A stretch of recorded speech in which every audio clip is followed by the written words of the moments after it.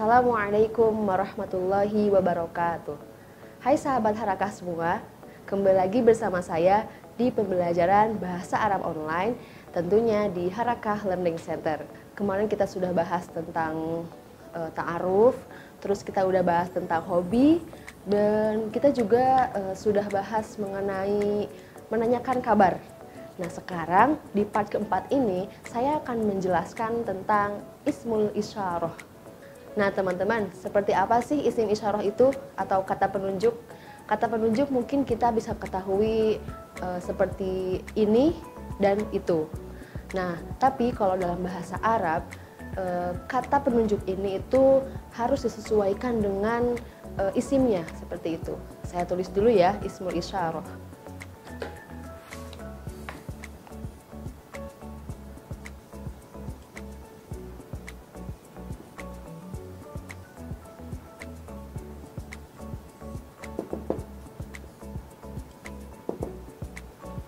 Ismul isyarah yang artinya kata penunjuk.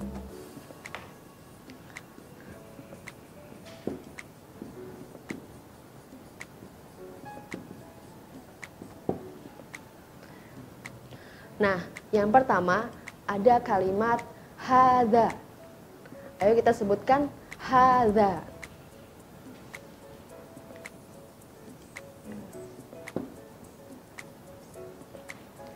Hadza artinya adalah ini.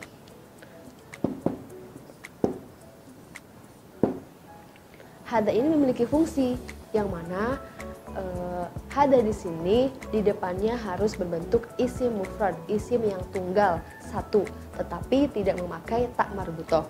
Contohnya seperti apa? 3 contoh dari ismul isyarah yang berbentuk hadza.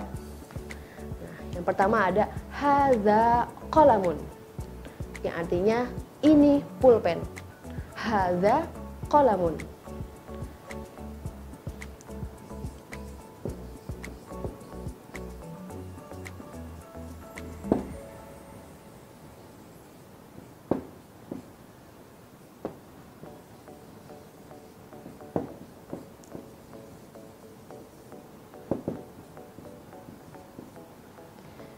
Ini pulpen.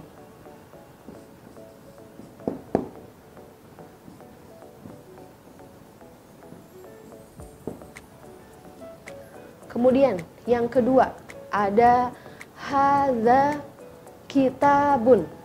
Saya ulangi lagi, hadza kitabun. Ini buku.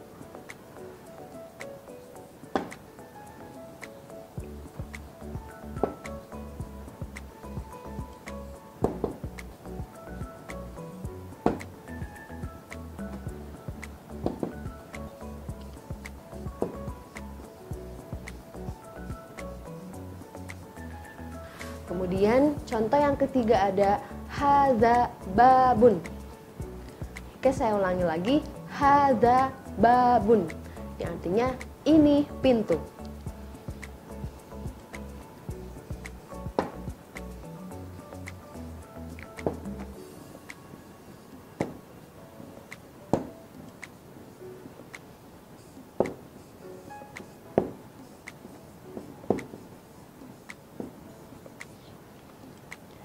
Bagaimana teman-teman? Sudah paham dan sudah bisa melafalkan dalam bahasa Arab? Saya ulangi lagi ya. Contoh dari hadza, saya memberikan 3 contoh. Yang pertama ada hadza qalamun. Hadza ini, qalamun pulpen. Jadi ini pulpen. Kemudian yang kedua ada hadza kitabun. Hadza artinya ini dan kitabun artinya buku. Kemudian yang ketiga ada hadza babun. Hadza artinya ini dan babun artinya pintu. Jadi ini pintu. Sudah paham kan teman-teman? Penggunaan hadza di sini tidak hanya digunakan untuk barang saja, tapi bisa digunakan untuk menyebut seseorang. Contohnya seperti apa? Hadza Ahmadu. Nah, untuk laki-laki doang ya teman-teman kalau hadza. Atau misalnya hadza Zaidu. Saya tulis ya.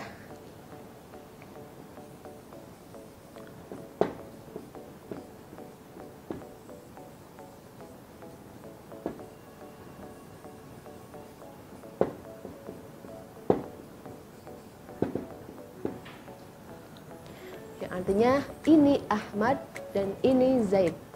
Sudah paham? Kalau sudah paham, saya akan lanjut ya ke part kedua. Yang kedua, kita menggunakan hadhihi.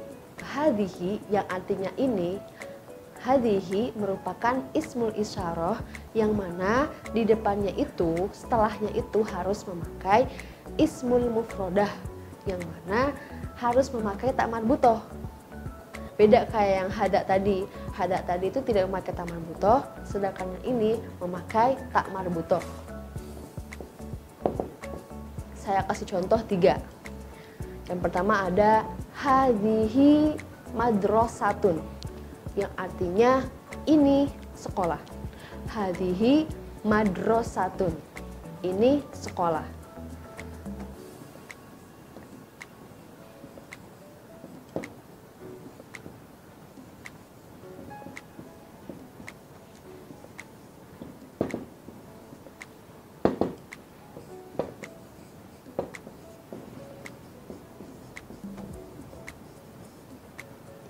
Kemudian contoh yang kedua adalah hadhihi mahfadhatun.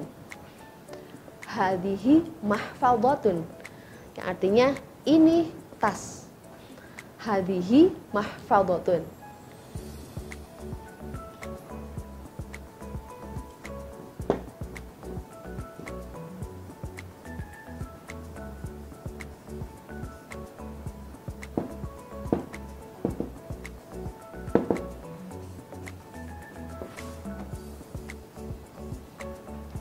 Bagaimana teman-teman? Sudah jelas kan? Hadhihi di sini harus menggunakan isim atau suatu barang yang mana ujungnya itu harus memakai tak marbutoh. Ini tak marbutoh. Nah, hadhihi di sini juga bisa digunakan untuk kata penunjuk bagi orang. Misalnya hadhihi Aisyatu atau hadhihi Fatimatu. Seperti itu. Jelas? Sekarang kita lanjut ya ke ismul isyarah yang kedua. Bahasa Arabnya itu. Nah, saya akan sebut yang pertama dzalika. Saya ulangi lagi ya. Dzalika.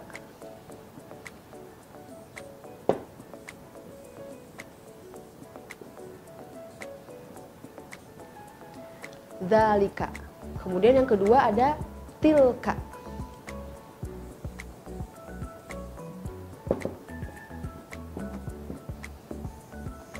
Keduanya memiliki persamaan makna, yang mana artinya itu. Kalau misalnya kita bahas dzalika tilka yang artinya itu, berarti kita sudah tahu kan ini merupakan barang yang jauh atau orang yang jauh. Misalnya itu buku, itu pulpen, itu penghapus dan lain-lain. Nah, bedanya apa? Jika dzalika itu ujungnya sama kayak yang tadi, kayak hadza, harus dengan isim mufrad yang mana tidak memakai tak marbutoh, sedangkan tilka itu harus memakai tak marbutoh. Seperti itu. Hanya beda di pelafalan dzalika sama tilkanya saja. Saya kasih contoh ya dari kalimat dzalika. Contohnya dzalika qalamun yang artinya itu pulpen.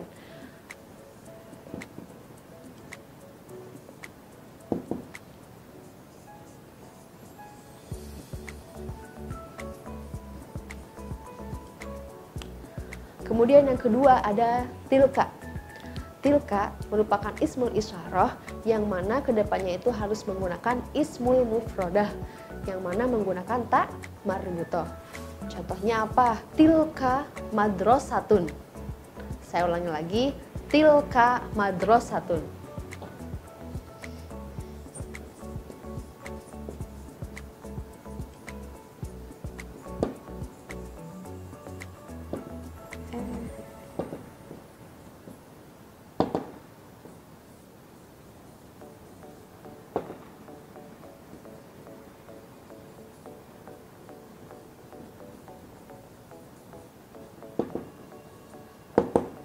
Artinya itu kelas.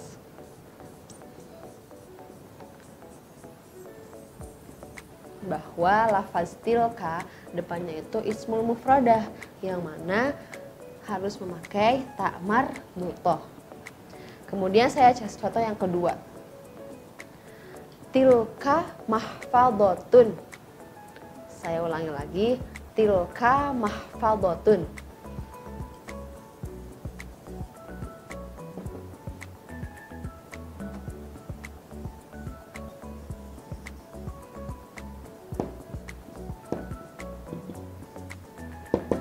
Artinya itu tas.